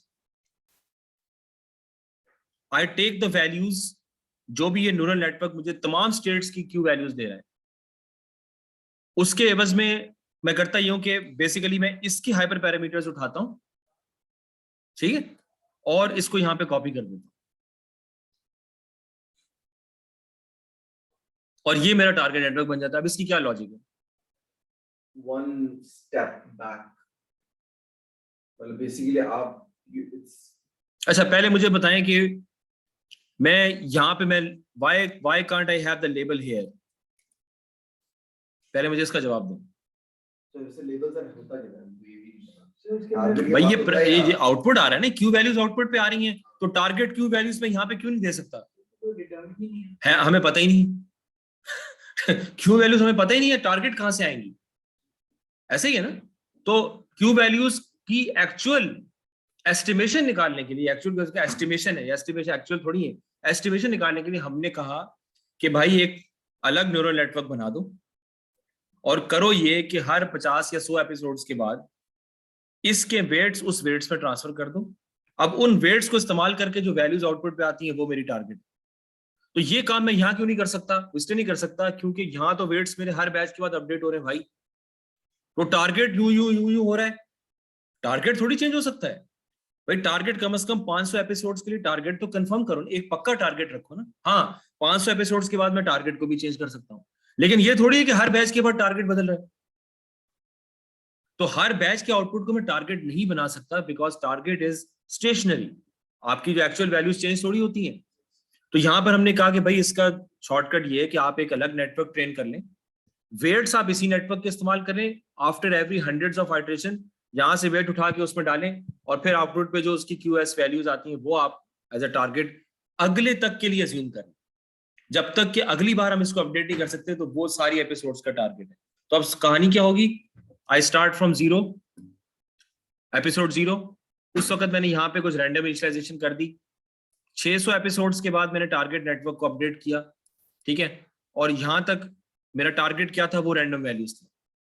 फिर अब मेरा टारगेट अगले 600 के लिए टारगेट क्या होगा जो मैंने यहाँ अपडेट की, फिर अगले 600 के लिए मैंने यहाँ अपडेट, बीच पे मेरे कई 100 बैचेस आ जाएंगे, उनके लिए टारगेट ये होगा।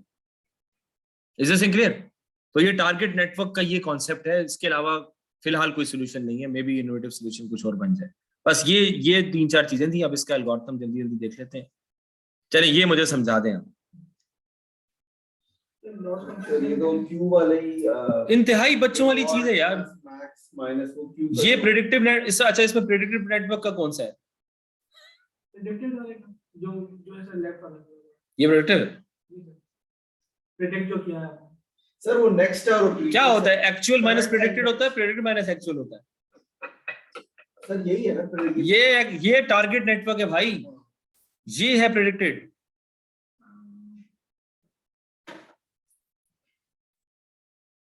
ये टारगेट नेटवर्क से आ रहा है और ये मेरा प्रेडिक्टेड नेटवर्क से आ रहा है, इन्हीं का मैं आपस में निकाल रहा हूँ। स्क्वायर इस वजह से क्या है कि बात लॉस है ना, क्वाड्रेटिक लॉस करना है, ग्रेडियंट डिसेंड करना है ना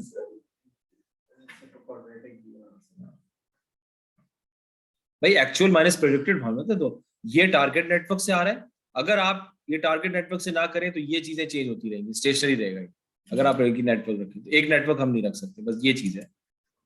अब ये देखें, अब इसको परेशान होने की जरूरत है। रिप्ले मेमोरी इनिशियलाइज करें, कैपेसिटी n का मतलब है जो लास्ट n सैंपल्स हमने रखने हैं, ठीक है। Initialize action value function with random weights, चलो भी 0 से कर दिया। 2 लूप्स चल रहे हैं, एक एपिसोड लूप चल रहा है और एक टाइम का लूप चल रहा है, वही जो नॉर्मल क्यू लर्निंग में चल रहा था, ठीक है। नहीं, नॉर्मल क्यू में तो एक ही लूप चल रहा था,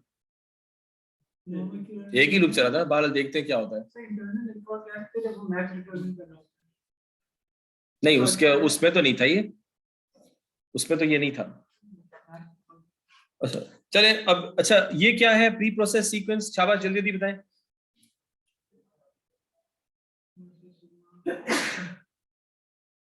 अभी तो बताया था यार, ये फाइव फंक्शन क्या कर रहा है Yusuf, transform correct state representation बना रहा है, ठीक है, जिसमें आपको वो एक बाइनरी वेक्टर भी हो सकता है, कुछ भी हो सकता है। अच्छा अब आप शुरू हो जाए। With probability eta select random action 80 है, ये कहां से आ गया? ठीक है, फ्रॉम द स्टेट S1 होगा। ये वो तो नहीं है ग्रीडी वाला? नहीं सर, रैंडम एक्शन वीडी के अंदर मैक्स वाला क्यों? मैक्स वही है ना, विद अदरवाइज सेलेक्ट विद ईटा। अच्छा एप्सिलॉन ग्रीडी था ना, ठीक है, एप्सिलॉन ग्रीडी नहीं है ये। With probability epsilon select random action 80 otherwise select max. ये वही एप्सिलॉन ग्रीडी लग रहा है मुझे तो, ये वही है ना एप्सिलॉन ग्रीडी है।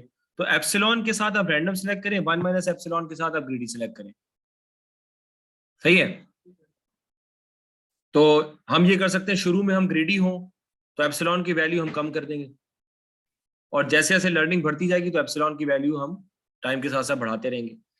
शुरू में ग्रीडी होना पड़ता है, बाद में फिर कम ग्रीडी हो जब हम एक्सप्लॉइट करना चाह रहे हैं। सर वो अभी पहली दो लाइनों की बात कर रहे हैं, प्रोबेबिलिटी नहीं, ये मैं बात कर रहा हूँ, जी जी।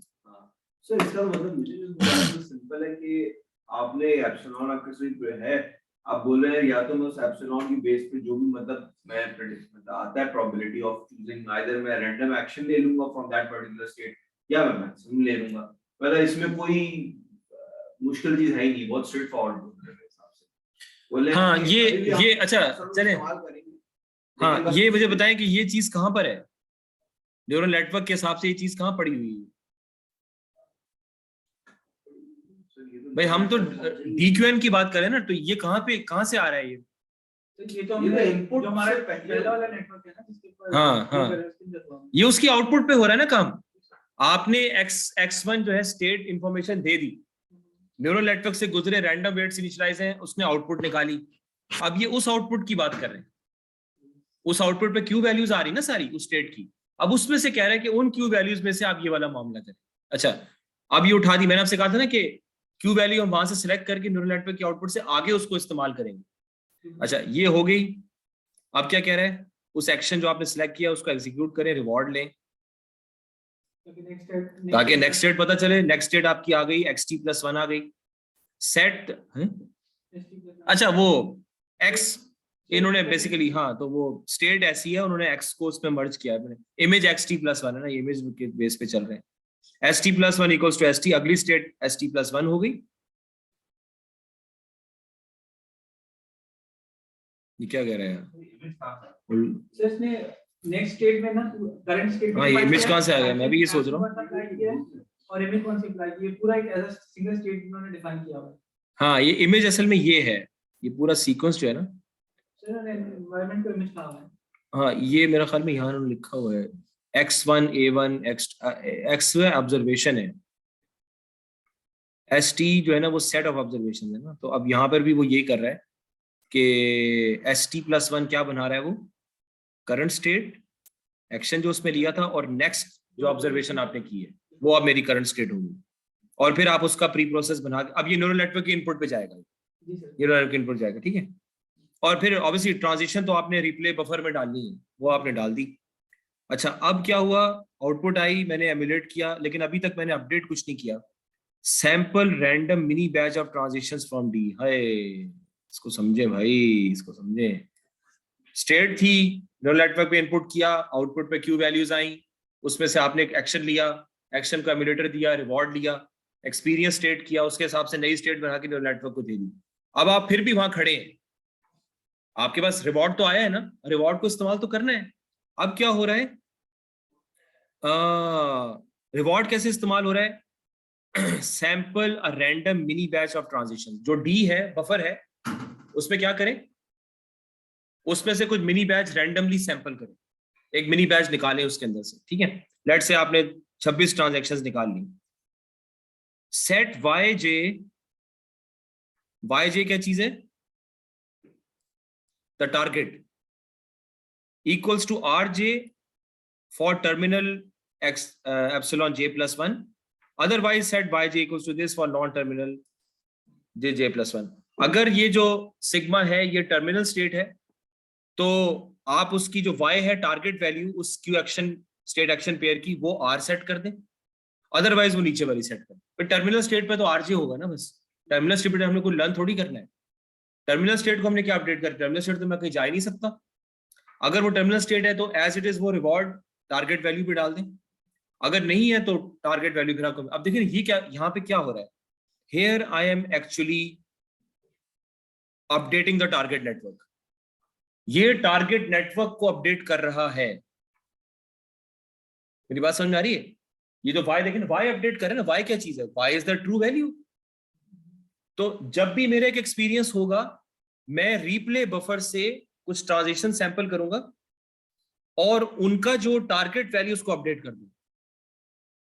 और जो हमने अभी बात की थी ना कि कुछ देर के बाद करेंगे, तो ये ऐसा मामला इसके मुताबिक नहीं है, बल्कि एक एक्सपीरियंस की बेस के ऊपर मैं अपनी टारगेट नेटवर्क की वैल्यूज चेंज करता रहूं। हाँ ये जरूर है कि 300-400 इटरेशंस के बाद मैं वेट्स कॉपी करूंगा उसको। समझ में आ रही बात की? ताकि अभी तक जो मैंने सीख लिया है, अभी तक जो मैंने सीखा है प्रेडिक्टिव नेटवर्क से, वो इस्तेमाल हो जाए टारगेट नेटवर्क। लेकिन टारगेट नेटवर्क की जो वैल्यूज हैं, क्यों ये स्टेट एक्शन पेयर वैल्यूज हैं, देखें लेट्स से कि मेरे पास 3 लाख स्टेट एक्शन पेयर्स हैं टोटल। प्रेडिक्टिव नेटवर्क ने उन 3 लाख स्टेट एक्शन पेयर्स की वैल्यूज कन्वर्ट सीखनी है, सही है। टारगेट नेटवर्क ने उन 3 लाख स्टेट एक्शन पेयर्स की मुझे टारगेट वैल्यू सिखाई।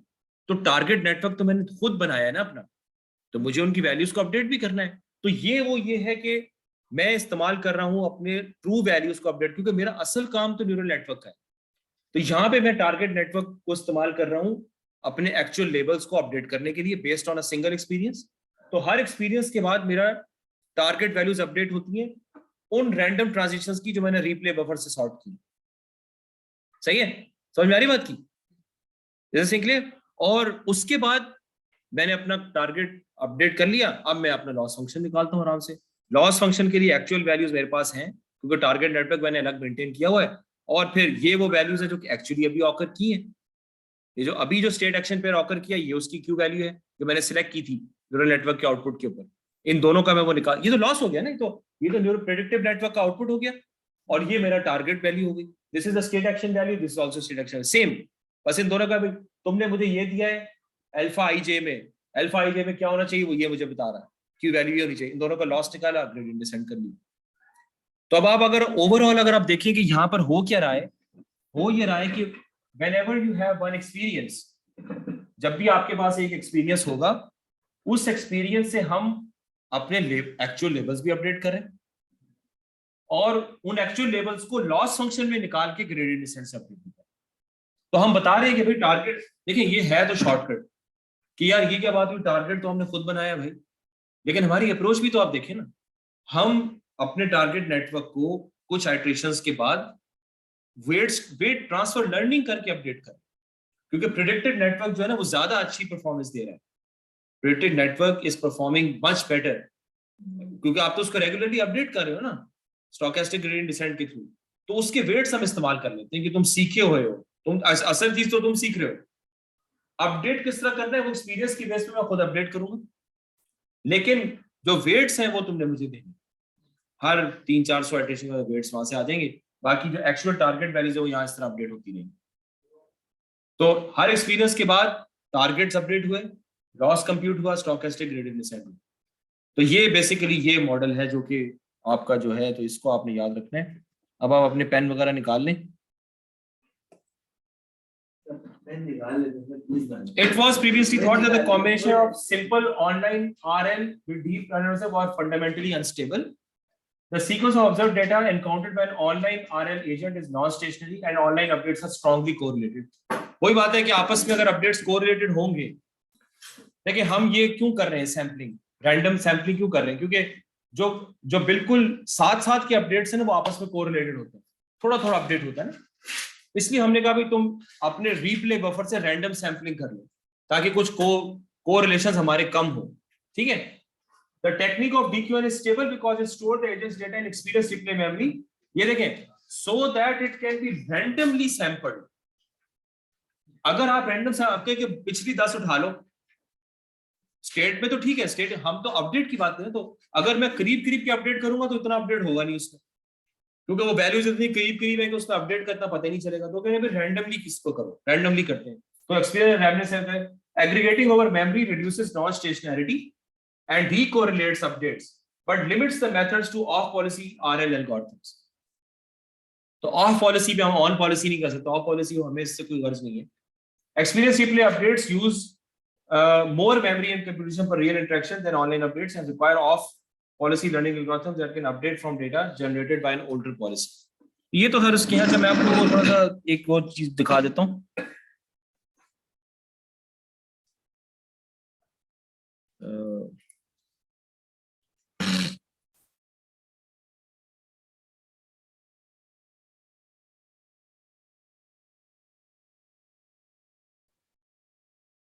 हाँ, ये आपका I install this Keras RL2। Okay, Keras RL2, ये इसके अंदर ये मैं आपको वो भी दिखा देता हूँ इसका जो, लेट मी जस्ट जी जी, पिप 3 इंस्टॉल केरास RL2। हाँ, वो थोड़ा सा उसके आपको वो टेंसरफ्लो ऐड करना पड़ेगा।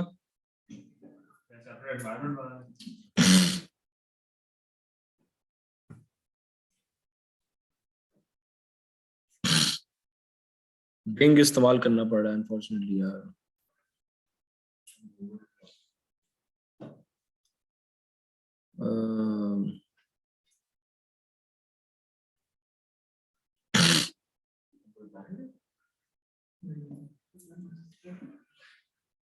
ये है deep reinforcement learning for TensorFlow 2 Keras implements on the state of the art in Python and seamlessly integrates with deep learning library Keras। तो इसमें आपको TensorFlow का वो, this is before it was integrated with TensorFlow।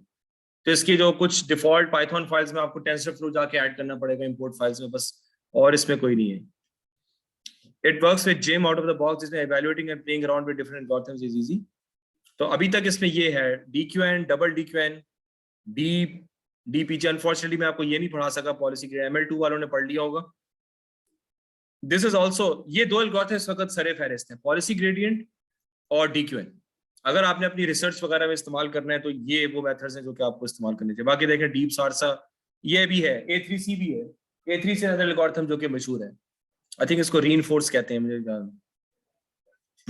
तो ये वो इसके उन्होंने सब जो फाइल्स वगैरह सब दी हुई, आपको डाउनलोड कर लें, इसको आपकी मर्जी है। एग्जाम्पल्स के अंदर ये सब चीजें हैं, वो मैं आपको अब इसमें दिखा देता हूँ। सो ये मैंने इंस्टॉल किया था, यहीं पे इंस्टॉल किया था, हाँ, एग्जाम्पल्स।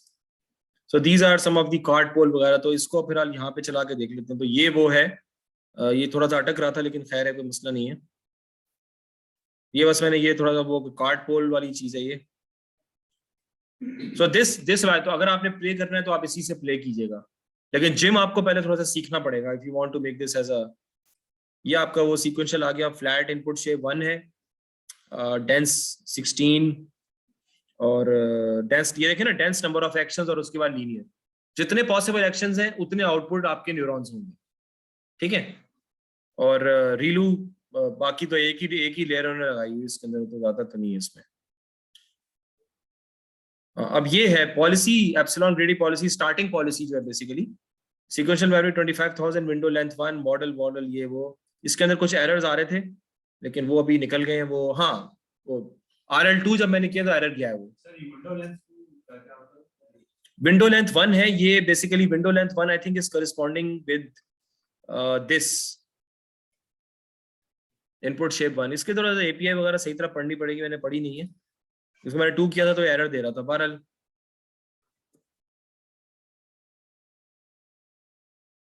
तो ये अभी ये लर्न कर रहा है, ये is learning to balance itself DQN के थ्रू।